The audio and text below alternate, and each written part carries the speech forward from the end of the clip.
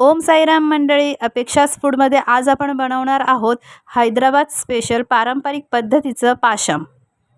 त्यासाठी नॉर्मल कणिक मळून त्याचे गोळे आणि असे लांबसर आकाराचे तयार करून घेऊया।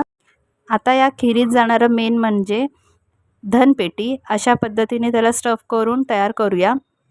आता एका कढईमध्ये पाणी, गूळ आणि हे तयार केलेले साहित्य टाकून त्यात अजून 5 प्रकारचे पद्धती केले जातात। ते म्हणजे पाटी, होडी, लाटणी पोलपाट, चूल हे सगळं टाकून 5 मिनिटं उकळून घेऊया।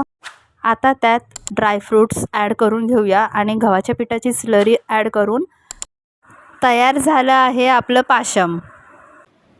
लाईक करा, शेअर करा, सबस्क्राईब करा, आमच्या चॅनलला खूप सपोर्ट करा।